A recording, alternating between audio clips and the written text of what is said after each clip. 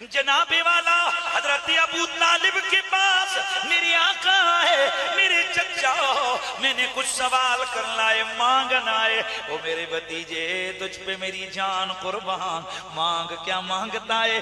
میرے نبی نے فرمایا چچا مجھے علی دے دو،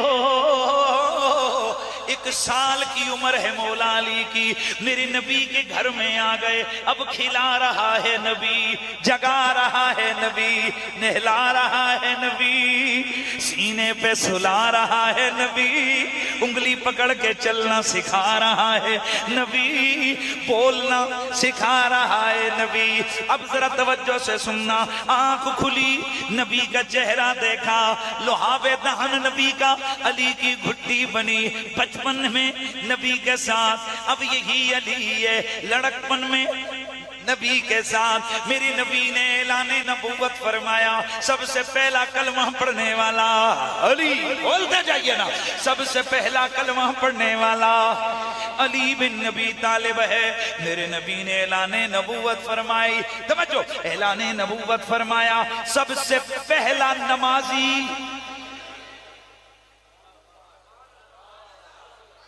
صحیح السند حدیثوں میں موجود ہے کہ سب سے پہلی نماز حضور کے ساتھ 2 لوگوں نے پڑھی، ایک علی اور ایک فاطمہ کی ماما سیدہ خدیجۃ الکبریٰ۔ خود حضرت علی فرماتے ہیں سوموار والے دن حضور نے اعلان نبوت کیا، منگل والے دن میں نے حضور کے ساتھ کھڑے ہو کے نماز پڑھی ہے۔ توجہ ہے نا، یہ ہے علی بچپن میں۔ میرے دوستو اب آگے بڑھو، یہاں سے یہ رشتہ محبت کا جوڑا ہے۔ اب جدھر جدھر نبی ادھر ادھر علی، نبی سفر میں علی سفر میں، نبی جنگ میں علی۔ جاگنا ہے یار، جاگنا ہے، توجہ میری طرف رکھنا ہے۔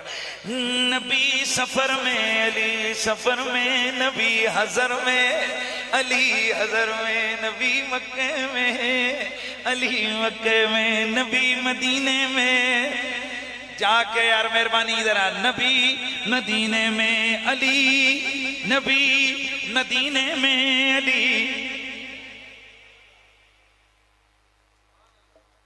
نبی بدر میں علی بدر میں، نبی خیبر میں علی خیبر میں، نبی احد میں علی احد میں، نبی خندق میں علی دھیان یار دھیان رہے، نبی خندق میں، نبی مکے میں علی مکے میں، اور نبی کعبے کے اندر علی، نبی کے کندھے کے اوپر۔ سمجھ آئیے میں نے یہ بات کیا کی ہے بھئی؟ آپ کو سمجھ آئیے میں نے کیا بات آپ کو بتائی ہے؟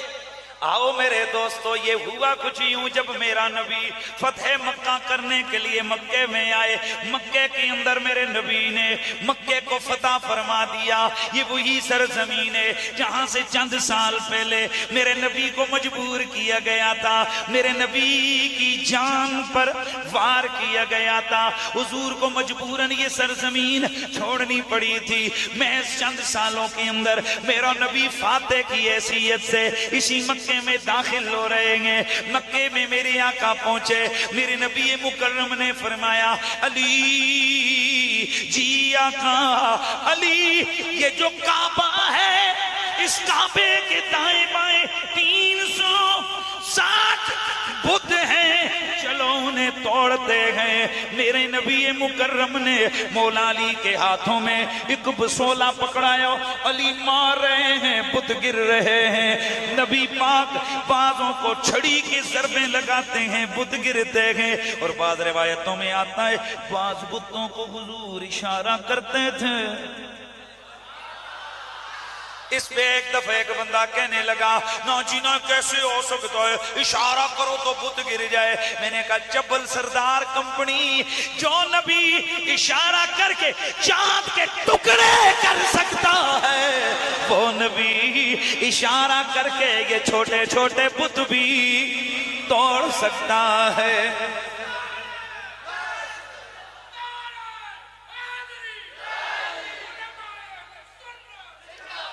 میرے دوستوں میرا نبی مکے کے اندر دھیان رہے جی 360 بت رکھے ہیں. 359 بت ٹوٹ گئے. ایک بڑا بت جو سارے بتوں کا سردار سمجھا جاتا تھا, جسے سارے خداؤں کا جسے سارے خداؤں کا کنگ سمجھا جاتا تھا, وہ بڑا بت, اونچا بت. میرے نبی نے فرمایا علی سے بھی توڑنا ہے. آقا جی لبیک لبیک یا رسول اللہ.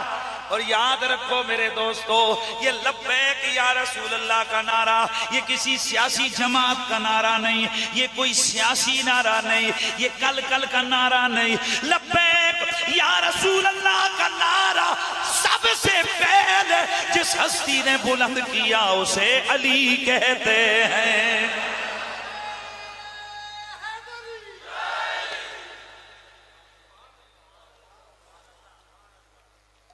بھائی توجہ ہے سب کی, بسم اللہ توجہ ہے نا. اب میرے نبی نے فرمایا علی سے توڑو لبیک. مولا علی نے کلاڑا پکڑا, حضور ضرب ماروں گا گر پڑے گا. میرے نبی نے فرمایا نہ علی, حکم ربی کچھ اور ہے. توجہ, میں نے ایک دن یہ ہم جب خطیب بیان کر رہے ہوتے ہیں نا تو یہ گویا بات کو ذرا ایک آپ کے ذہنوں کے قریب کرنے کے لیے یہ الفاظ بیان کر رہے ہوتے ہیں, مگر نہ حضور نے یہ نہیں فرمایا کہ علی حکم ربی کچھ اور ہے. لیکن نبی پاک نے جو علی کو آرڈر دیا تو وہ کس کا تھا؟ اللہ کا ہی تو آرڈر تھا. بات وہی ہے, بات وہی ہے. علی گویا حضور کہہ رہے ہیں علی حکم ربی کچھ اور ہے. آقا جی حکم کیا ہے؟ فرمایا علی حکم خدا بندی ہے, میں نیچے بیٹھوں گا, تو میرے کندھوں پہ سوار ہو کر اس کعبے کے اندر رکھے ہوئے اس بڑے بت کو توڑے گا. علی جھجکے. میرے نبی نے فرمایا نا علی, تجھے میرے کندھوں پہ سوار ہونا پڑے گا. علی میرے نبی کے کندھوں پہ سوار ہوئے, میرے نبی کے کندھوں پہ چڑھ کے مولا علی نے ضرب لگائی, بت پاش پاش ہو کے گر پڑا. پھر میرے نبی نے پوچھا ما شان ایمان کا یا علی, علی تیرے ایمان کی کیا شان ہے؟ عرض کی آقا جس رب نے یہ زمین و آسمان پیدا کیے اس کی عزت کی قسم میں آسمان میرے سامنے ہے کہ اگر مجھے یوں لگ رہا تھا کہ خدا کا عرش میرے اتنے قریب ہے کہ میں ہاتھ بڑھاؤں میں لے آؤں, آئے ہائے, اس پر ایک ملا جی کو تکلیف ہو گئی. کہتے ہیں تب کو جی عرش تے ہے قریب ہونا, ایتے نبی دی شان ہے. میں نے کہا تو سمجھا نہیں, نبی نے کندھوں پہ چڑھا کے بتا دیا یہ پاور دینے والا علی کو رب کا نبی ہے. ہم کب کہتے ہیں کہ علی خود اکیلے ہی اتنے پاورفل ہو گئے؟